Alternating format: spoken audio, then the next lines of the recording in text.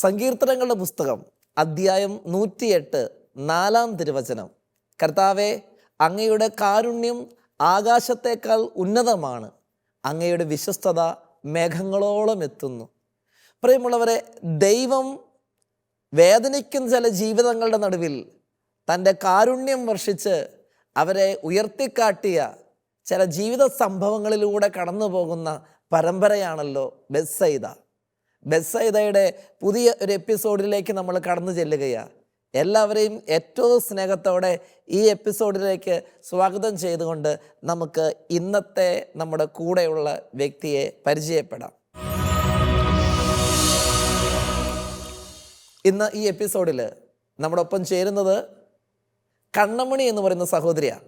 പാലക്കാട് ജില്ലയിൽ നിന്ന് വരുന്ന, എനിക്ക് ആകെ അറിയാവുന്ന കാര്യം അതാ, പാലക്കാട് ജില്ലയിലെ കണ്ണമണി. നമുക്ക് കണ്ണമണിയോട് ചോദിച്ച് വിശദമായിട്ട് ആ സഹോദരിയെക്കുറിച്ച്, അവരുടെ ജീവിതത്തെക്കുറിച്ചൊന്ന് മനസ്സിലാക്കാം. കണ്ണമണി, സന്തോഷം ഈ പ്രോഗ്രാമിൽ ഇവിടെ കണ്ണമണിയോട് കൂടി ആയിരിക്കാനായിട്ട് സാധിക്കുന്നതിൽ. ഞാനും ഇത് കേൾക്കാനിരിക്കുന്ന പ്രേക്ഷകരും കണ്ണമണിയെ പരിചയമില്ല, ജീവിതത്തെക്കുറിച്ച് അറിയില്ല. ഉണ്ട് കണ്ണമണിയുടെ വീട്ടിൽ ആരൊക്കെയുണ്ട്, നാട് ഒക്കെ ഒന്ന് പരിചയപ്പെടുത്തുവാണെങ്കിൽ ഞങ്ങൾക്കത് അറിയാനായിട്ട് സാധിക്കും. എൻ്റെ നാട് കർണാടകത്തിലാണ്. ജനിച്ചു വളർന്നത് കർണാടകത്തിലാണ്? അല്ല, കേരളത്തിലാണ്. ഇപ്പൊ താമസിക്കുന്നത് കേരളത്തിൽ തന്നെ, ഇവിടെ പട്ടാമ്പി തന്നെ. അപ്പൊ കർണാടകം എങ്ങനെയാണ് ബന്ധം? കർണാടക അച്ഛനും അമ്മക്ക് കർണാടക, ഭർത്താവിന്റെ വീടും കർണാടക തന്നെ. ഭർത്താവ് നാടും കർണാടക, വീടൊന്നും അത്രക്കുള്ളൊന്നുമില്ല. ഓക്കെ. അപ്പോ പേരൻസ് ഇവിടെ കേരളത്തിൽ വന്ന് ഇവിടെ ആയതാ അല്ലേ? അപ്പൊ പേരൻസ് രണ്ടുപേരും കന്നഡക്കാരാണ്. കണ്ണമണിക്ക് കന്നഡ അറിയോ? കുറച്ചൊക്കെ അറിയാം. ചെറുപ്പത്തിൽ അവിടെ ഉണ്ടായിരുന്നോ? അല്ല. അവിടെ സ്വന്തക്കാരുണ്ടോ ഇപ്പൊ കർണാടകത്തിൽ? സ്വന്തക്കാരൊക്കെ ഉണ്ട്. അവരെല്ലോ പോകാറുള്ളോ? അങ്ങനെയല്ലോ ദൂരം 5 കൊല്ലത്തിലേക്ക് പ്രാവശ്യം പോകാറൊക്കെ. ഓക്കെ, അങ്ങനെയൊക്കെ പോകുന്നു. വീട്ടിൽ ആരൊക്കെ ഉണ്ട്? വീട്ടില് എന്റെ മക്കൾ 3 കുട്ടികളുണ്ട്. ഒന്ന് കല്യാണം കഴിച്ചു കൊടുത്തു. ഒന്ന് കല്യാണം കഴിച്ചു കൊടുത്തു. പിന്നെ ഒരു മോളും ഒരു മോനുണ്ട്. ഓക്കെ, 2 മക്കളാണ്. ആരുടെ കല്യാണം? പെൺകുട്ടിയുടെ കല്യാണം കഴിച്ചു കൊടുത്തു. മൂത്ത പെൺകുട്ടിയാണ്. ആൺകുട്ടി കല്യാണം കഴിച്ചിട്ടില്ല? ഇല്ല, 21 വയസ്സായിട്ട്. മക്കൾ എന്തെങ്കിലും പണിയൊക്കെ ആയോ? അതോ? മോന് +2 വരെ പഠിച്ചു, മോളും +2 വരെയൊക്കെ പഠിച്ചു. അവളെ നിർത്തി, കാരണം എനിക്ക് സുഖമില്ലാണ്ടായപ്പോ പിന്നെ എന്നെ നോക്കാൻ ആരുമില്ലെന്നറിഞ്ഞു. പിന്നെ ഭർത്താവുണ്ട് വീട്ടില്? ഭർത്താവുണ്ട്. അപ്പൊ ഭാര്യ, ഭർത്താവ്, 2 മക്കള്, മകള് കെട്ടിച്ചു വിട്ടു. അവർക്ക് കുഞ്ഞായി? 3 കുട്ടികളുണ്ട്, 3 പെൺകുട്ടികളാണ്. 3 കുഞ്ഞുങ്ങളുണ്ട് അല്ലേ? മോളോ കുട്ടീനെ കണ്ണിനെ കാഴ്ചയില്ലാത്ത, ഒരു കണ്ണ് കാഴ്ചയില്ലാത്ത കുട്ടിയാണ്. 3 കുട്ടികളില് ഒരു കുഞ്ഞിന്. അടുത്ത കുട്ടി അവര് സ്കൂളിലേക്ക് പോകേണ്ട പ്രായമായോ? അതോ? ഇല്ല, ഒന്ന് 4 വയസ്സായ കുട്ടി, ഒന്ന് 3 വയസ്സായി, ഒന്ന് 1 വയസ്സായ കുട്ടി. ഓക്കെ. കണ്ണമണി ഇവിടെ വന്നിപ്പോ ഈ കസേരയിൽ ഇരിക്കണമെങ്കിൽ തീർച്ചയായിട്ടും അതിന് എന്തെങ്കിലും കാരണങ്ങൾ ഉണ്ടെന്ന് എനിക്കറിയാം. ഒരു കാരണവും ഇല്ലാത്തവരെ ഈ പ്രോഗ്രാമിൽ ഇങ്ങനെ കൊണ്ടുവന്നിരുത്താറില്ല. എവിടെയെങ്കിലുമൊക്കെ ഈശോ തൊട്ട എന്തെങ്കിലുമൊക്കെ അനുഭവങ്ങൾ ജീവിതത്തില്, ചില മനുഷ്യര് അവർ കടന്നു പോകുന്ന ജീവിതത്തിന്റെ വേദനകള് പക്ഷെ മറ്റുള്ളവർക്കൊന്നും മനസ്സിലാകണമെന്നില്ല. അത് പലതരത്തിലുണ്ട്. ചിലപ്പോൾ ശരീരത്തിന്റെ വേദനകൾ, രോഗങ്ങളായിരിക്കാം, ചിലപ്പോൾ മനസ്സിന്റെ ഭാരം, വിഷമമൊക്കെ ആയിരിക്കാം. പക്ഷെ ദൈവം ചില അത്ഭുതങ്ങളൊക്കെ ചെയ്ത് അവരതിൽ നിന്നൊക്കെ ഒന്ന് എടുത്തുയർത്തി മാറ്റിയൊക്കെ കൊണ്ടുപോകണം നമുക്ക് കാണാം. തീർച്ചയായിട്ടും ബെത്സയിദ എന്ന പ്രോഗ്രാം, ഈ പ്രോഗ്രാം പോകുന്നത് അങ്ങനെയുള്ളവരുടെ ഒരു ജീവിതത്തെക്കുറിച്ചാണ്. അതിലേക്ക് പ്രവേശിക്കുന്നതിന് മുമ്പ് ഞാൻ പേരിൽ നിന്ന് മനസ്സിലാക്കുന്ന അനുസരിച്ച് കണ്ണമണി ഒരു ക്രൈസ്തവ വിശ്വാസത്തിലല്ല ജനിച്ചു വളർന്നത് അല്ലേ? അല്ല, പേര് പോലെ തന്നെ അക്രൈസ്തവ വിശ്വാസത്തിൽ വളർന്ന ആളാണ് അല്ലേ? അപ്പൊ തീർച്ചയായിട്ടും ഇങ്ങോട്ട് വരാനൊക്കെ ഒരു കാരണങ്ങളൊക്കെ ഉണ്ടാകും. അപ്പൊ ഇപ്പോൾ ഈ കസേരയിൽ ഇരിക്കുന്നതിന് കാരണമായത് എന്താണ്? ആ ജീവിതത്തിന്റെ സംഭവങ്ങൾ അല്ലെങ്കിൽ വിഷമങ്ങൾ എന്താ, ഒന്ന് പങ്കുവെച്ച് തുടങ്ങുവാണെങ്കിൽ. വിഷമങ്ങള് തന്നെ, ഞങ്ങൾക്ക് ഒരു രോഗമായിരുന്നു. ഒരു കടുപ്പ് രോഗമായിരുന്നു. എനിക്ക് നടുടെ കാലൊക്കെ നടക്കാൻ പറ്റില്ലായിരുന്നു. എത്ര നാള് തുടങ്ങി ഇത്? 5 വർഷമായിട്ട് തുടങ്ങിയതാ. 5 വർഷമായിട്ട് എനിക്ക് ഇങ്ങനെ ഒരു വേദന ആയിരുന്നു. കടുപ്പല്ല, 5 വർഷമായിട്ട് കടുപ്പല്ല, 5 വർഷമായിട്ട് ഈ വേദന ആയിരുന്നു. നടുവിനായിട്ട് ഡിസ്കിടെ ഒരു തള്ളല്, അങ്ങനെ ഒരു ഓപ്പറേഷൻ വേണമെന്നാ പറഞ്ഞത്. ഡോക്ടർ പറഞ്ഞത് ഓപ്പറേഷൻ വേണമെന്നാണ്. അപ്പോ ഞങ്ങളത് തണ്ടലല്ലാന്നാ പറഞ്ഞിട്ട് നമുക്ക് ഓപ്പറേഷൻ ചെയ്യണ്ടെന്ന് തോന്നി. അപ്പൊ എന്റെ അനിയത്തിമാർ 2 ആളുണ്ട്. ജോലിക്ക് പണിക്ക് പോയിക്കൊണ്ടിരുന്നാണോ? ഞാൻ കൂലിപ്പണിക്കൊക്കെ പോകുന്നുണ്ടായിരുന്നു ഈ വേദനയൊക്കെ വരുന്നതിന് മുമ്പ്. അപ്പൊ ഈ വേദന ഇങ്ങനെ തുടങ്ങുമ്പോ ഞാൻ അങ്ങനെ അത്രക്കുള്ള പണിക്ക്, ഭാരമുള്ള പണിക്കൊന്നും പോവാറില്ല. ഓക്കെ. ഇപ്പൊ കൂടെ ഇങ്ങനെ എന്തെങ്കിലും ഒരു ഹെൽപ്പറായിട്ട് എന്ത് പോയി പണി. ഓക്കെ. ഉം. പിന്നെ ഞാനിങ്ങനെ മെഡിക്കൽ കോളേജിൽ നിന്ന് ഇപ്പൊ കുറെ വേദന വന്നപ്പോൾ സഹിക്കാൻ പറ്റില്ല. പിന്നെ ആസ്പത്രി പോയി. ആസ്പത്രി അവര് ഡോക്ടർമാരൊക്കെ കണ്ടിട്ട് സ്കാനൊക്കെ എടുത്തിട്ട് പിന്നെ അവര് പറഞ്ഞു ഓപ്പറേഷൻ വേണമെന്നൊക്കെ പറഞ്ഞു. ഓക്കെ. അപ്പോ അനിയത്തിമാർ അവിടുന്ന് വന്നിട്ട് വേണ്ട ചേച്ചി ഇപ്പൊ ഈ തണ്ടലെല്ലാം ആയത് കയ്യോ കാലോ എന്തെങ്കിലും ആയാൽ നമുക്ക് നോക്കാൻ പറ്റുന്നുണ്ടെങ്കിൽ തണ്ടലായപ്പോ പിന്നെ കണ്ണമണിയുടെ സഹോദരിമാരല്ലേ? സഹോദരന്മാര് എത്ര സഹോദരിമാരുണ്ട്? എനിക്ക് 6 എണ്ണം ഉണ്ട്. നിങ്ങൾ 6 മക്കളാണോ? 7 മക്കള്? 9 കുട്ടികൾ അച്ഛനും അമ്മക്ക്. അച്ഛനും അമ്മയ്ക്ക് 9 മക്കളുണ്ട്. 9 മക്കൾ. 9-ൽ എത്രാമത്തെയാണ് കണ്ണമണി? ഞാനാ മൂത്തത്. ഏറ്റവും മൂത്തത്. ഏറ്റവും മൂത്തത്. താഴെ 8 പേര്. എല്ലാവരും ഉണ്ട്. 9 എല്ലാവരും ഉണ്ട്. എല്ലാവരുടെയും കല്യാണമൊക്കെ കഴിഞ്ഞു. ഒക്കെ അറിയാം. ആൺകുട്ടികൾ പെൺകുട്ടികൾ? ഇല്ല, 2 അനിയന്മാർക്കൊന്നും കഴിഞ്ഞില്ല. 2 അനിയന്മാരും ബാക്കിയുള്ള നിങ്ങൾ 7 പേര്? 7 പെൺമക്കളാ. 7 പെൺമക്കള്. എല്ലാവരും കല്യാണമൊക്കെ കല്യാണം കഴിഞ്ഞു. കഴിഞ്ഞു. അപ്പൊ ചെറിയ കുടുംബമല്ല, വലിയ കുടുംബമാണ്. ഓക്കെ. അപ്പൊ സഹോദരിമാരൊക്കെ അടുത്തൊക്കെയാണോ താമസമൊക്കെ? അതെ. 2 അനിയത്തിമാര് തിരുവനന്തപുരത്താ. തിരുവനന്തപുരത്താണ്. ബാക്കിയുള്ള അനിയത്തിമാരൊക്കെ എന്റെ അടുത്തടുത്ത് തന്നെ. എല്ലാവരും കേരളത്തിലുണ്ട്. ആരും കർണാടകത്തിലേക്ക് തിരിച്ചു പോയിട്ടില്ല. ആരുമില്ല. ഓക്കെ. കർണാടക ആയിട്ടൊന്നും അഡ്രസ്സും ഇല്ല. ഇല്ല ഇല്ല. ഓക്കെ. അപ്പൊ സഹോദരിമാര് പറഞ്ഞു ഓപ്പറേഷൻ ഒന്നും വേണ്ട, കാരണം നടുവിന്റെ കാര്യമാണ്, നമുക്കൊരു ഉറപ്പ് പറയാൻ പറ്റില്ല. ഓക്കെ. അപ്പൊ ഞങ്ങളിങ്ങനെ ഒരു ധ്യാനം ഉണ്ടല്ലോ, ഞങ്ങള് ധ്യാനത്തിന് പോവാ, ഞങ്ങള് ദിവൻ ധ്യാനത്തിന് പോവാന്നൊക്കെ പറഞ്ഞു എന്റെ അനിയത്തി. ഓക്കെ. ഞാൻ ഒരു പണ്ടത്തെ ഒരു നിങ്ങള് ചികിത്സ ഇംഗ്ലീഷ് മരുന്നായിരുന്നോ അതോ ആയുർവേദ? അല്ലല്ല, ഇംഗ്ലീഷ് മരുന്നായിരുന്നു. ഇംഗ്ലീഷ് മരുന്ന് കഴിച്ചുകൊണ്ടിരുന്നത്? കഴിച്ചുകൊണ്ട് കുറച്ചുകൾ മരുന്ന് കഴിച്ചു. ഒരു 4 വർഷമായിട്ട് ഇങ്ങോട്ട് കഴിച്ചു. 4 വർഷം മരുന്ന് കഴിച്ചു അല്ലേ? ഉം. എന്നിട്ട് ഈ വയ്യാണ്ടായിട്ട് കിടപ്പായിരുന്നു? കിടപ്പായി. അത് എന്തോരം നാള് കിടപ്പായിട്ടുണ്ടായിരുന്നു? കിടപ്പ് ഒരു 2 മാസമൊക്കെ ആയി. 2 മാസമായിട്ട് കിടപ്പായി. നടക്കാൻ പറ്റില്ല എന്നിട്ട് ഡോക്ടർ പറഞ്ഞു പിന്നെ ഓപ്പറേഷൻ കഴിഞ്ഞാൽ ഇതൊക്കെ നടക്കാൻ പറ്റുള്ളൂ, അല്ലാണ്ട് ഇതൊന്നും നടക്കാൻ പറ്റില്ല എന്ന് പറഞ്ഞു. ഓക്കെ. അപ്പൊ ആരാണ് വീട്ടിലെ കാര്യങ്ങളൊക്കെ നോക്കിക്കൊണ്ടിരുന്നത്? ഞാൻ തന്നെ. അപ്പൊ ഭക്ഷണം കാര്യങ്ങൾക്കൊക്കെ? ഭക്ഷണം കാര്യം മോളുണ്ടായിരുന്നു. മോളുണ്ടായിരുന്നു അല്ലേ? 2 മാസം വരെ മോള് ഇങ്ങനെ എല്ലാ കാര്യങ്ങളും അല്ലെ തീരെ വയ്യാണ്ട് 4 മാസത്തെ കിടപ്പിന്റെ സമയത്തേക്ക് മോള് സഹായിക്കാൻ വന്നു അല്ലേ? അതുവരെ ഈ വേദനയൊക്കെ സഹിച്ചുകൊണ്ട് വീട്ടിലെ കാര്യങ്ങള് സ്വന്തം ഓടിച്ചു. ഓക്കെ. അപ്പോ ഞാൻ ഇങ്ങനെ നമുക്ക് ഒരുപാടെന്ന് പറയുമ്പോ മോളെ കല്യാണത്തിന്റെ പൈസ അങ്ങോട്ട് ഒരുപാട് കടമായിരുന്നു സർ. ഓക്കെ. അപ്പൊ അത് നമുക്ക് തീർക്കാൻ പറ്റുന്നില്ല. പിന്നെ അച്ഛനും അമ്മയുള്ള ലോൺ എടുത്തത്. അപ്പൊ അച്ഛനും അമ്മയുള്ള കാരണം കൊണ്ട് അപ്പൊ അവരോട് സഹായമായിട്ട് ഇങ്ങനെ അവരുടെയൊക്കെ പണ്ടൊക്കെ മേടിച്ചിട്ട് ഞാന് ബാങ്കിലൊക്കെ വെച്ചിട്ട് പിന്നെ ആ പൈസ തീർക്കാൻ വേണ്ടി നോക്കിയ പിന്നെ അവർക്ക് ആ പൈസ തയ്യുന്നില്ല, കൊറേ പലിശ കൂടിയിട്ട് ഇങ്ങനെ ചെയ്യുമ്പോ നമുക്ക് എന്ത് ചെയ്യാൻ പറ്റും? ചികിത്സക്കും നല്ല പൈസ ആവശ്യമാണ്. അപ്പൊ പെരിന്തൽമണ്ണ MS വരെ ഞാൻ നോക്കിയ ആളാണ്. അപ്പൊ എന്റെ ഭർത്താവുക്കും സുഖമില്ല, ലിവറുടെ കേടായിട്ട് ഹസ്ബൻഡിന് പിന്നെ വെള്ളമൊക്കെ കയറിണ്ട്. അപ്പോൾ ആൾക്ക് സുഖമില്ല. മരുന്ന് കഴിക്കുന്നുണ്ട്? ഇല്ല, കഴിക്കുന്നില്ല. എപ്പോഴെങ്കിലും കഴിക്കുക, അല്ലാണ്ട് ഒന്നും എപ്പോഴും മാറാത്ത രോഗങ്ങളല്ല. ഞാൻ കഴിച്ചിട്ട് എന്താ കാര്യം എന്നുള്ളത്. അപ്പൊ അത് വേണ്ടെന്ന് വിടാ, വെറുതെ മരുന്ന് കഴിച്ച് കുറെ ദിവസമായിട്ട് ഇങ്ങോട്ട് വേണ്ടെന്നൊക്കെ പറയും. കുറെ വർഷമായിട്ട് കഴിക്കാറുണ്ട് മരുന്ന്. നല്ലൊരു തുക 2 പേർക്കും മരുന്നിന് വേണ്ടി തന്നെ ചെലവ് വരാറുണ്ട്. അതിന്റെ ഉള്ളില് പിന്നെ കടക്കാരൊക്കെ വന്നിട്ട് അങ്ങനെയൊക്കെ ചെയ്തു. സാമ്പത്തിക ബുദ്ധിമുട്ടുകൾ പൈസ മേടിച്ചവര് ചോദിക്കാൻ വരുന്ന അല്ലേ? ഒരു സാധാരണ കുടുംബത്തിന്റെ ജീവിതത്തിന്റെ വലിയൊരു പ്രശ്നമാണ് ഇപ്പൊ ഈ കണ്ണമണി പങ്കുവെച്ചുകൊണ്ടിരിക്കുന്നത്. രോഗങ്ങളൊന്നും ഇല്ലെങ്കിൽ കുഴപ്പമില്ല, അങ്ങോട്ട് തട്ടിമുട്ടിക്കണ്ട് പൊക്കോളും, പണി എടുത്തോണ്ട് വരുന്നു അതിന്റെ ചെലവ് കൊണ്ട്. പക്ഷെ എന്തെങ്കിലും ഒരു രോഗം ആർക്കെങ്കിലും ഒരാൾക്ക് വന്നു പോയി കഴിഞ്ഞാൽ അതൊരു നമുക്ക് പറഞ്ഞു പോകുമ്പോൾ എളുപ്പമാണ് ഇങ്ങനെ കസേരയിലിരുന്ന്. പക്ഷെ നമ്മുടെ ജീവിതത്തിന്റെ യാഥാർത്ഥ്യങ്ങളിലേക്ക് ഇറങ്ങുമ്പോൾ നമുക്കറിയാം അത്ര എളുപ്പമുള്ള കാര്യമല്ലെന്നുള്ളത്. അപ്പോൾ ഈ ധ്യാനത്തെക്കുറിച്ചോ അല്ലെങ്കിൽ ഈ പറഞ്ഞ ഇങ്ങനെ യേശുവിനെ കുറിച്ചൊക്കെ നേരത്തെ കേട്ടിട്ടുണ്ട്? ഞാൻ 5 വർഷമായിട്ട് പ്രാർത്ഥനയൊക്കെ ചെല്ലാറുണ്ട്. സാരമില്ല, സങ്കടം വന്നോട്ടെ, സാരമില്ല. അത് ജീവിതത്തിന്റെ കടന്നു പോകുന്ന ഇതെല്ലാം നമ്മുടെ ഉള്ളിലുള്ള വിഷമങ്ങളെല്ലാം കാണുന്നത്. കണ്ണുനീരൊരിക്കലും നമുക്കൊരു കുറവായിട്ട് കരുതണ്ട. കണ്ണുനീരെല്ലാം അത് ദൈവം തരുന്ന ഒരു അനുഗ്രഹം തന്നെയാണ്. ഉള്ളിലുള്ള വിഷമം ഒന്ന് പുറത്തു ചാടി പോകാൻ ദൈവം തരുന്ന ഔഷധമാണ് കണ്ണീര് സത്യത്തിൽ. അപ്പം അതുകൊണ്ട് അതിനോർത്ത് ആകുലപ്പെടേണ്ട. ഈ ഒരു ധ്യാനത്തിലേക്ക് എത്തണം, അതിന് വേണ്ടിയിട്ട് അല്ലെങ്കിൽ ഈ വയ്യാതെ കിടക്കുന്ന അവസ്ഥയിൽ ഈശോയിലേക്ക് അടുപ്പിക്കാൻ ആരാണ് ധ്യാനം കൂടാന്നൊക്കെ പറഞ്ഞൊന്ന്? എന്റെ സഹോദരിമാര്. അപ്പൊ അവർക്കൊരു വിശ്വാസവും കാര്യങ്ങളൊക്കെ ഉണ്ട് അല്ലേ? ചെറിയ അനിയത്തിക്കുണ്ട്. മറ്റേ എന്റെ ബാക്കിലുള്ള അനിയത്തിക്ക് അവൾക്ക് അത്ര യേശുയുടെ എന്താന്നുള്ളത് അവൾക്ക് അറിയില്ല. മറ്റേ അവള് ബാക്കിലുള്ള അനിയത്തിക്ക് അവൾക്ക് അറിയാം. അപ്പൊ അവൾക്ക് ഇവിടെ ധ്യാനത്തിൽ 2-3 പ്രാവശ്യം വന്നിട്ട് കൂടി അവൾക്കൊക്കെ അറിയാം. പിന്നെ അവള് പറഞ്ഞു ചോദിച്ചു ഞാൻ ഇങ്ങനെ ആയിരുന്നു. പിന്നെ മറ്റേ അനിയത്തിയും പറഞ്ഞു അവള് കുറച്ച് സുഖമില്ലാത്ത ആളാണ്. ഇപ്പൊ ഒരു സാധാരണയായിട്ട് കൈയൊക്കെ പൊള്ളിട്ടേ ഓക്കെ. അപ്പൊ അവള് പറഞ്ഞു, ചേച്ചി ഇവിടെ നല്ല സോയിക്കപ്പെടും ചേച്ചി, ഒന്നും പേടിക്കണ്ട അവർക്ക് ചേച്ചി. അങ്ങനെ ഒരു വിശ്വാസം വിശ്വാസം വന്നു. അവളാണ് തിരുവനന്തപുരത്തുള്ള ഒരാള്. രണ്ടുപേരും തിരുവനന്തപുരത്തുള്ളത്. തിരുവനന്തപുരത്തുള്ളവരാണ്. അപ്പൊ അവള് കൂടെ എങ്ങനെ കർത്താവ് വന്നിട്ടാവോ പറഞ്ഞെന്നുള്ള എനിക്കൊന്നും അറിയുന്നില്ല. എന്നാലും അവള് വന്നു, ചേച്ചി എന്തായാലും ഇന്ന് ഡിസ്ചാർജ് കഴിഞ്ഞിട്ട് ഞങ്ങൾ പോവാ ചേച്ചി, അറിയില്ല ചേച്ചി, ഞാൻ എന്തെങ്കിലും ചെയ്തു നോക്കാന്നൊക്കെ പറഞ്ഞു. പിന്നെ അവിടെ നമുക്കൊന്നും പൈസ ഇല്ലാണ്ടായിരുന്നില്ല, പൈസ ഇല്ല. അപ്പൊ അത് കാറിലായിട്ട് അപ്പൊ തന്നെ ഡോക്ടറോട് പറഞ്ഞു ഇന്ന് ഡിസ്ചാർജ് ചെയ്യാൻ പറ്റില്ല എന്നാ പറഞ്ഞ ഡോക്ടർ.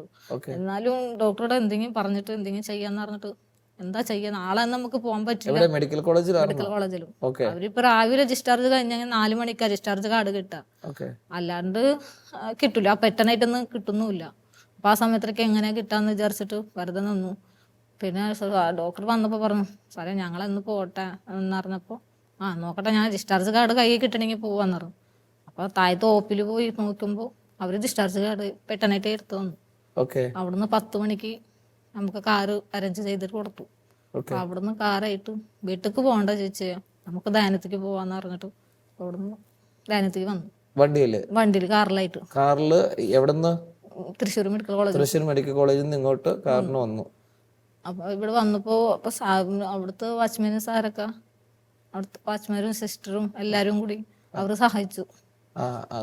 അങ്ങോട്ട് എത്താനായിട്ട് പറ്റില്ല, അവര് സഹായിച്ചു. ബീച്ചറിലൊക്കെ കൊണ്ടുപോയി റൂമൊക്കെ ആക്കി. പിന്നെ കഞ്ഞിക്ക് ടൈമില് ഞങ്ങൾ ധ്യാന ഹാളിൽ ഇരുന്നാണോ ധ്യാനം കൂടി? അല്ല, റൂമിൽ കിടന്ന് വന്നിരിക്കാൻ പറ്റില്ല.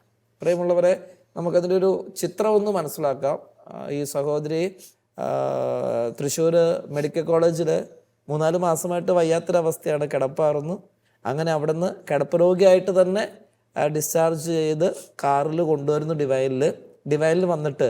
നമുക്ക് ഡിവൈനിൽ വന്ന് പരിചയമുള്ളവർക്കറിയാം, മുരിങ്ങൂർ ഡിവൈൻ ധ്യാന മന്ദിരത്തിൽ തീരെ വയ്യാതെ വരുന്ന രോഗികൾക്ക് കിടന്ന് ധ്യാനിക്കാനുള്ള സൗകര്യമുണ്ട്. കുറച്ച് പേര് ധ്യാന ഹോളിൻ്റെ തന്നെ ഒരു സൈഡിലായിട്ട് കട്ടിലുകളിട്ട് അവിടെ കട്ടിലുകളിൽ കിടന്ന് ധ്യാനിക്കുന്നവരുണ്ട്.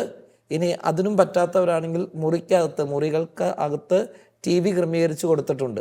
അപ്പോൾ കിടന്നുകൊണ്ട് തന്നെ ആ TV യിലൂടെ പ്രോഗ്രാം കാണുകയും ഒപ്പം സ്റ്റേജിലെ ശുശ്രൂഷയുടെ സൗണ്ടെല്ലാം മുറിയിലേക്ക് എത്തുന്ന രീതിയിലെല്ലാം ക്രമീകരണം ചെയ്തിട്ടുണ്ട്.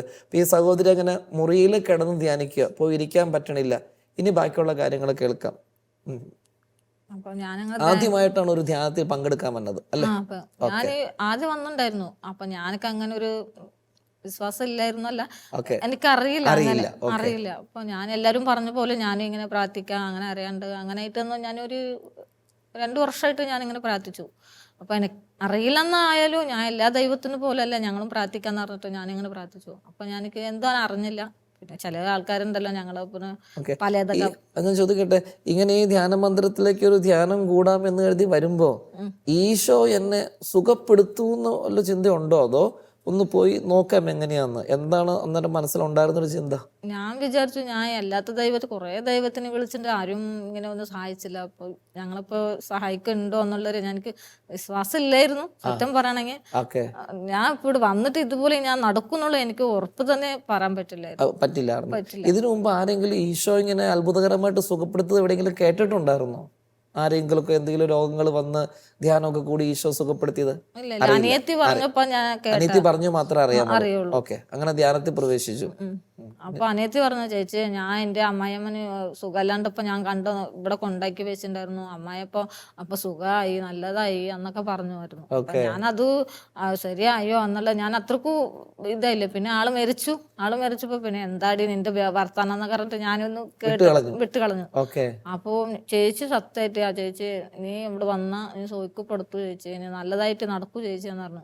ദൈവമേ, ഇതായത് എന്റെ അനിയത്തി ദൈവമായ ഇങ്ങനെ നൽകിയിട്ടാവോ എന്നോട് പറയണ്ടെന്ന് ഞാനത് വിശ്വസിച്ച് വന്നു. ഇവിടെ വന്ന് ഞാൻ വന്നിട്ട് ഒരു ആഴ്ച ഇങ്ങനെ എനിക്ക് നടക്കാൻ പറ്റില്ലോ. ഞാൻ പിന്നെയും കൂടി ഞാൻ ആലോചിച്ചു, ഞാൻ ഇങ്ങനെ ദൈനം കൊണ്ട് നിനക്ക് കറച്ചലുണ്ട്. ദൈവമേ, എനിക്ക് എന്നാ ഈ വേദന പോവാ, ഞാൻ എന്നാ നടക്കാൻ? ധ്യാനം കൂടി? ഞാൻ 2 ആഴ്ച ധ്യാനം കൂടി. ആദ്യത്തെ ആഴ്ചയില് ഒന്നും നടന്നിട്ടില്ല. നടന്നിട്ടില്ല. അത്യാവശ്യം ധ്യാനം തീർന്നു. എന്നാലും വീണ്ടും രണ്ടാമതൊരാഴ്ചയിലും തുടരാമെന്ന് കരുതി അല്ലേ? അപ്പോ അപ്പോ ഒരു ഞാൻ നാല് ദിവസമായി ഒരാഴ്ച കഴിഞ്ഞിട്ട് 4 ദിവസമായി. അപ്പോ ഇങ്ങനെ കടക്കായിരുന്നു ഞാൻ. എനിക്കൊന്നും അറിയുന്നില്ല. ഞാൻ കറന്നുകൊണ്ടേ ഇങ്ങനെ കടക്കുമ്പേ അപ്പൊ എന്തായാലും ഞാൻ ഏത് ദൈവത്തിനാ വിശ്വസിക്കാൻ, എന്നാ ഞാൻ നടക്കാന്നുള്ള വേദന ഒന്ന് മാറിയാൽ മതി, നടക്കില്ലെങ്കിൽ കുഴപ്പമില്ല, എനിക്ക് വേദന മാറിയാൽ മതിയല്ലോ എന്നുള്ളത്. അപ്പൊ മോള് പറഞ്ഞു, അമ്മ ഞാൻ ധ്യാനത്തിന് കൂടി വരാം എന്ന് പറഞ്ഞു. ശരി പോയിക്കോ മോളെ എന്നാ. എന്റെ ഭർത്താവ് ആരൊക്കെ ധ്യാനത്തിന് വന്നത്? എന്റെ ഭർത്താവ്, എന്റെ മോള്, 2 അനിയത്തിമാര് വന്ന് അവര് ഇവിടെ വിട്ടിട്ട് പോയി. ഭർത്താവും കണ്ണമണിയും മകളും 3 പേരും ധ്യാനത്തിലൂടെ വന്നു. അപ്പോ വന്നിട്ട് മോളെ നീ പോയിക്കോന്ന് പറഞ്ഞു. ഞാൻ മോളോട് പോവാൻ പറഞ്ഞു, ഭർത്താവിനോടും പോവാൻ പറഞ്ഞു. അപ്പൊ ഞാൻ ഇങ്ങനെ ഒറ്റയ്ക്ക് ഇവരെ കൂടെ നിൽക്കുമ്പോ അറിയാൻ പറ്റില്ലല്ലോ. അപ്പൊ ഞാൻ ഇങ്ങനെ വേദന സഹിക്കാൻ പറ്റും, ഇവരെ കൂടെ നിന്നൊക്കെ അറിയാൻ പറ്റില്ല. അപ്പൊ അവര് പോട്ടെന്ന് പറഞ്ഞിട്ട് അവര് പോയപ്പോ ഞാൻ ഒറ്റയ്ക്ക് ഇങ്ങനെ കരഞ്ഞുകൊണ്ട് ദൈവത്തിനെ വിളിച്ചിട്ട് ഇങ്ങോട്ട് ഒറ്റയ്ക്ക് കരഞ്ഞുകൊണ്ട് ഇങ്ങനെ ബോധമായിട്ട് ഉറങ്ങി. ഗുളികയൊക്കെ കഴിക്കുന്നതല്ലേ. അപ്പൊ ഇങ്ങനെ ഒരു ബോധയിച്ച് ഇങ്ങനെ ഞാൻ കടന്നു നോക്കുമ്പോ ഞാൻ ഒരു സ്വപ്നത്തിന് ഇങ്ങനെ വരാം, എന്റെ മുഖം കാണാണ്ട്.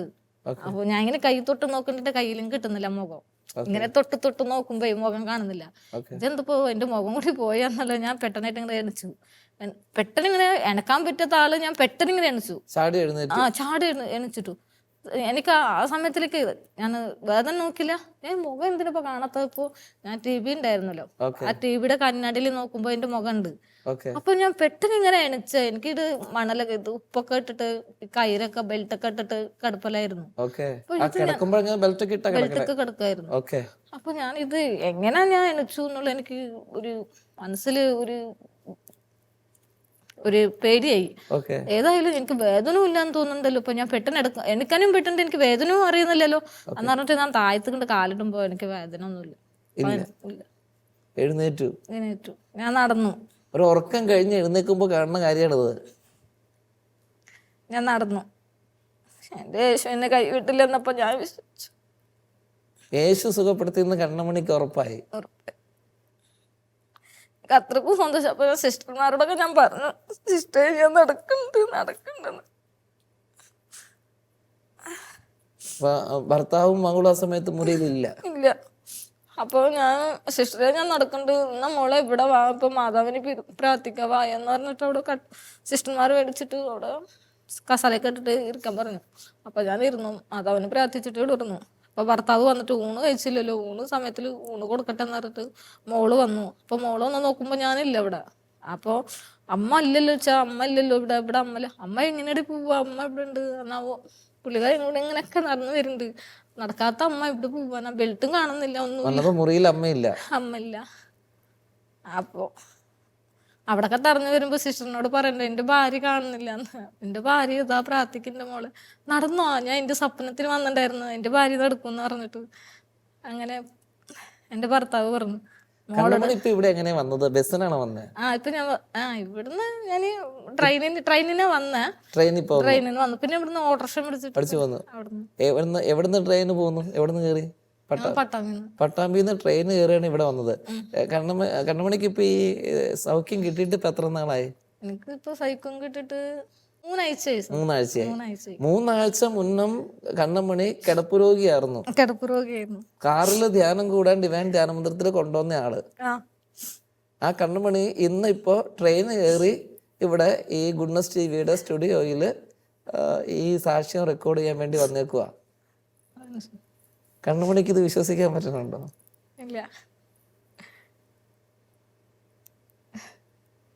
ഇതാണ് ഈശോ ചെയ്യുന്ന അത്ഭുതം. ഈശോ കണ്ണമണിയെ ഒരുപാട് സ്നേഹിക്കുന്നുണ്ട്. ഈശോ മതമോ വിശ്വാസമോ നോക്കിയിട്ടൊന്നുമല്ല. ഈശോയ്ക്ക് എല്ലാവരും ഈശോയുടെ മക്കളാണ്. ഒരു മകൾ വിഷമിക്കുമ്പോൾ ഈശോയെ വിളിച്ചാൽ ഉള്ളു തുറന്ന് വിളിച്ചാൽ ഈശോ ഇറങ്ങി വരും. ചിലപ്പോൾ അത് അത്ഭുതകരമായ സൗഖ്യമായിരിക്കാം. പക്ഷേ സ്വാഭാവികമായിട്ട് കേട്ടുകൊണ്ടിരിക്കുമ്പോൾ ചിലർ ചോദിക്കാം, അങ്ങനെയാണെങ്കിൽ എല്ലാവരും അങ്ങനെ സുഖപ്പെട്ടിട്ടില്ലല്ലോ. ഈ ധ്യാനമന്ദിരത്തിൽ തന്നെ ധ്യാനം കൂടാൻ വന്ന് എല്ലാവരും സുഖപ്പെട്ടിട്ടില്ല. പക്ഷെ ഒരു കാര്യം ഉറപ്പാ, ദാഹത്തോടെ വിശ്വാസത്തോടെ ഈശോയെ വിളിച്ച് പ്രാർത്ഥിക്കുന്ന ഒരാളാണെങ്കിൽ രണ്ടിലൊന്ന് സംഭവിക്കും. ഒന്നെങ്കിൽ അത്ഭുതകരമായിട്ട് ആ രോഗത്തിൽ നിന്ന് കർത്താവ് സുഖപ്പെടുത്തും, അതല്ലേ ആ രോഗത്തെ ഓർത്തുള്ള സകല സങ്കടവും പരാതിയും വിഷമവും എല്ലാം മാറ്റിയിട്ട് ആ രോഗം ഈശോയുടെ കുരിശിനോട് ചേർത്ത് വെച്ച് അതിൽ ജീവിക്കാനുള്ള ശക്തിയും കൃപയും കൊടുക്കും. അത് ഈശോയെ തീരുമാനിക്കണേ എങ്ങനെയാണ്. പക്ഷെ ഒരത്ഭുതം നടക്കും, ഒന്നെങ്കിൽ ശരീരത്തിൽ അല്ലെങ്കിൽ മനസ്സിൽ. കണ്ണുമണിക്ക് കിട്ടിയത് ശരീരത്തിലും കിട്ടി, മനസ്സിലും കിട്ടി. ഇപ്പൊ ഈശോയെ ദൈവമായിട്ട് വിശ്വസിക്കുന്നുണ്ട് കണ്ണുമണി, അല്ലേ? ഞാൻ ഇത്ര വർഷമായിട്ട് ഞാൻ ഈ വേദന സഹിച്ചിട്ട് ഞാൻ ഇത്ര വർഷം കടുപ്പിൽ ഞാൻ ഇത്ര മാസം ഞാൻ എൻ്റെ വീട്ടിൽ ഞാൻ പോയാലേ എല്ലാ ഒരു ഓക്കെ നടക്കുള്ളൂ. അല്ലാണ്ട് ഞാൻ ഒന്ന് വീട്ടിലിങ്ങനെ കടുപ്പിലായ ഞങ്ങൾ സ്വന്തം വീടൊന്നും ഇല്ല, സ്വന്തം സ്ഥലമില്ല. ഇവിടെ വാടകയായിട്ടായി 25 വർഷമായിട്ട് ഇവിടെ സ്വന്തം വാടകയായിട്ടാണ് താമസിക്കുന്നത്. സ്വന്തം വീട് സ്ഥലമൊന്നുമില്ല സർ. അപ്പോൾ ഞങ്ങൾ എന്താ ചെയ്യാന്നുള്ളൊന്നും അത് കടക്കാരിങ്ങനെ പിന്നെ പൈസ എടുക്കുക ചിലപ്പോൾ അവർ പലിശ ചോദിക്കും. അപ്പം നമുക്ക് എന്തെങ്കിലും ഒരു വെക്കാനുള്ളത് എന്തെങ്കിലും ഒരു ആവശ്യത്തിന് മുപ്പൊരു പുള്ളിക്കാർ കണ്ട ആള് സമ്പാദിക്കാനൊക്കെ തോന്നുന്നുണ്ട്, ആൾക്ക് സമ്പാദിക്കണം ഇങ്ങനെയൊക്കെ കൊടുക്കണോ അങ്ങനെയൊക്കെ ആലോചിക്കുന്നുണ്ട്. പക്ഷെ ആൾക്ക് പെട്ടുന്നില്ല, എന്ത് ചെയ്യാനും ഒരു തടസ്സമായിട്ട് വരിക. കണ്ണമണി അതിനെക്കുറിച്ച് ഓർത്ത് ആകുലപ്പെടണ്ട, ഇത്രയും വിശ്വസിക്ക്. തമ്പുരാനാണ് നിന്നെ ഇവിടെ വരെ എത്തിച്ചെങ്കിൽ ആ തമ്പുരാന് വീണു പോകാതെ സൂക്ഷിക്കാനും അറിയാം, അല്ലേ? ഞാൻ ഇന്നലെ സാറ് സാറേ ഞാൻ എൻ്റെ അടുത്ത് പൈസ ഒന്നുമില്ല സാറേ, ഞങ്ങൾ വെള്ളപ്പൊക്കമായിട്ട് ആകെ ഇതായിരുന്നു. ഞാൻ വന്നിട്ട് ഇപ്പോൾ 2 ആഴ്ച ആയിട്ടുള്ളൂ. അപ്പൊ ഞങ്ങൾ ജോലിക്ക് പോയാലല്ലേ അവള് മുപ്പര് എന്നെ നോക്കിക്കൊണ്ടിരിക്കാനേ, മോള് ഇവിടെ പോകുന്നില്ല. മോന് മാത്രം ഡെലിവറിയുടെ പണിക്കൊക്കെ പോകും, ഫുഡൊക്കെ കൊടുക്കാന് അതായിട്ട് പോവും. അപ്പൊ അവനക്ക് എന്തെങ്കിലും ജോലി കിട്ടാൻ നോക്കട്ടെ എന്നറിഞ്ഞു. അപ്പൊ മൂപ്പർ പറഞ്ഞു ഞങ്ങളിപ്പോ നാളൊക്കെ എങ്ങനെയായിട്ട് ഇപ്പൊ പോവാ ചാലിക്കുടിക്ക് വരാൻ പറഞ്ഞിട്ടുണ്ടായിരുന്നല്ലോ. അപ്പം പറഞ്ഞു, ഞാൻ പറഞ്ഞു കർത്താവ് നമുക്ക് അവിടെ അതുവരെ നമുക്ക് വിളിച്ചിട്ടുണ്ടെങ്കിൽ നമുക്ക് ആ വിധി ഉണ്ടെങ്കിൽ ഞങ്ങൾ പോവാം, അല്ലാണ്ട് നമുക്കൊന്നും ചെയ്യാൻ പറ്റില്ല എന്ന് പറഞ്ഞു. അപ്പോൾ മൂപ്പർ വന്നിട്ട് മോൻ്റെ പണിയെടുക്കുന്ന മുതലാളി വന്നിട്ട് മോൻ്റെ കൈ തന്നു. മോനെ ഇത് നിന്റെ അമ്മക്ക് പോകാൻ പറഞ്ഞ് പൈസ എന്ന് പറഞ്ഞിട്ടുണ്ടായിരുന്നു, 500 രൂപ കൊണ്ടുപോയിക്കൊന്ന് പറഞ്ഞു. അപ്പൊ 500 രൂപ മോൻ്റെ കൈ തന്നിട്ട് എൻ്റെ അമ്മക്ക് തന്നു, അത് നിങ്ങള് ധ്യാനത്തിന് പോകുന്നല്ലേ പറഞ്ഞ, അവിടെ പോട്ടെ എന്ന് പറഞ്ഞിട്ട് തന്നു. ഞങ്ങൾ ഇന്നലെ മിഞ്ഞാന്നൊക്കെ കുറെ പൈസ ഇല്ലാണ്ട് കടപ്പിലായിരുന്നു. ഞങ്ങള് എന്താ ചെയ്യാ, പൈസ ഇല്ലല്ലോ അമ്മ, നീ എങ്ങനെ അമ്മ പോവാന്ന്. അപ്പൊ അവന് കൂടി ആ പൈസ കൊണ്ട് തരുമോ എന്നുള്ള ഉറപ്പിച്ചില്ലായിരുന്നു. അങ്ങനെ ആ പൈസ ഞങ്ങൾ കയ്യിൽ എത്തുമോ, ഞങ്ങൾ ഇതുവരെ വരുമോ എന്നുള്ളത് അറിഞ്ഞില്ല. കർത്താവ് നമുക്കൊരു വഴി കാട്ടി. കണ്ണമണി ഇപ്പൊ പറയുന്ന ഈ സാക്ഷി ഉണ്ടല്ലോ, ഇത് അനേകർ കേൾക്കുന്ന സാക്ഷിയാ. ഇപ്പോ കണ്ണമണി ചെയ്യുന്ന ഒരു പ്രവൃത്തി എന്തെന്ന് വെച്ചാൽ, കണ്ണമണിക്കൊരു സൗഖ്യം കിട്ടിയെന്നുള്ളതല്ല, ഈശോയെ പ്രഘോഷിക്കുക ചെയ്തത്. ഇപ്പോൾ ഈശോ എൻ്റെ ജീവിതത്തിൽ ഇടപെട്ടു എന്നുള്ളത്. ഈ സംഭവത്തിൻ്റെ അകത്ത് ഒളിഞ്ഞിരിക്കുന്ന ഒരു കഥാപാത്രമുണ്ട്. ആ ഒളിഞ്ഞിരിക്കുന്ന കഥാപാത്രം കണ്ണമണിയുടെ സഹോദരിയാണ്. കണ്ണമണി ധ്യാനമന്ദിരത്തിൽ വരാനും ധ്യാനം കൂടാനും ഈശോ ഇങ്ങനെ കണ്ണമണിയെ എഴുന്നേൽപ്പിച്ച് നടത്താനും കണ്ണമണിക്ക് കാരണമായ ഒരാള് സഹോദരിയാണ്. അനിയത്തി പറഞ്ഞില്ലേ കണ്ണമണി വരില്ല, അല്ലേ? അപ്പോൾ നമ്മളിപ്പോൾ എന്തോരം വിശ്വസിച്ചു പ്രാർത്ഥിച്ചു എത്രയൊക്കെ കാര്യങ്ങൾ ചെയ്തതാണ്, എന്നിട്ട് ദൈവം നമ്മളിവിടെ വരെ എത്തിച്ചോളൂ, നമ്മളാരും വരുമെന്നില്ല. പക്ഷേ ഈ സഹോദരിയുടെ ജീവിതത്തിൽ അവക്കടെ അമ്മായിമ്മയുടെ രോഗസൗഖ്യമായിട്ട് ബന്ധപ്പെട്ട് അവക്കൊരു അനുഭവം കിടപ്പുണ്ട്. ആ അനുഭവം അവളിൽ നിന്ന് കണ്ണമണിക്ക് കിട്ടുക, അല്ലേ?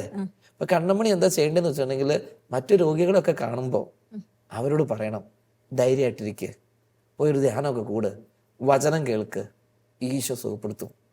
ഇത്രയും നേരം കണ്ണമണി കസേരയിൽ ഇങ്ങനെ ഇരുന്നു, അല്ലേ? ഇങ്ങനെ ഇരുന്നിട്ട് നടുവിന് വേദന വിഷമോ ഇല്ല? കണ്ണമണി ആദ്യത്തെ ആഴ്ചത്തെ ധ്യാനം കഴിഞ്ഞ് വീട്ടിലേക്ക് തിരിച്ചു പോയായിരുന്നെങ്കിലോ? ഒന്നാമത്തെ ആഴ്ചത്തെ ധ്യാനം കഴിഞ്ഞു, ഒന്നും നടന്നില്ല. എന്തുകൊണ്ടാണ് കണ്ണമണി 2ാമതൊരാഴ്ചയും കൂടെ ധ്യാനിക്കാന്ന് വിചാരിച്ചത്? എനിക്ക് എന്തോ ഒരു വിശ്വാസമായിട്ട് എനിക്ക് പോവണ്ടെന്നുള്ള തോന്നി, മനസ്സിൽ ഇങ്ങോട്ട് തോന്നി പോവണ്ട. കണ്ണമണിയാണോ കെട്ടിയവനോട് പറഞ്ഞത് പോകണ്ട, ഒരാഴ്ചയോടെ ധ്യാനിക്കാന്നോ? ധ്യാനിക്കാണ്. അപ്പൊ മൂപ്പർ പറഞ്ഞു, നീ എന്തെങ്കിലും നീ നിന്നോ, ഞാൻ വേണമെങ്കിൽ ഞാൻ വീട്ടിലേക്ക് പോവാന്ന് പറഞ്ഞു. അപ്പൊ നീ പോയിക്കോ, ഞാൻ വരില്ല, ഞാൻ ഇവിടെ തന്നെ നിക്കാന്ന് പറഞ്ഞു. അപ്പൊ മോളായിട്ട് ഞാൻ അവിടെ നിന്നു. ധ്യാനത്തിന് കെട്ടിയും പോയായിരുന്നോ? കെറ്റും പോയായിരുന്നു.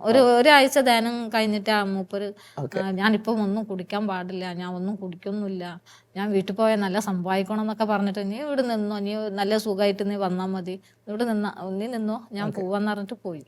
അപ്പോൾ പോയി അവിടെ നോക്കുമ്പോൾ പുള്ളിക്കാരൻ ഞാൻ മോനോട് ചോദിച്ചു, ഫോൺ വിളിച്ചു, മോനെ നിന്റെ അച്ഛൻ കുടിക്കണ്ടേ?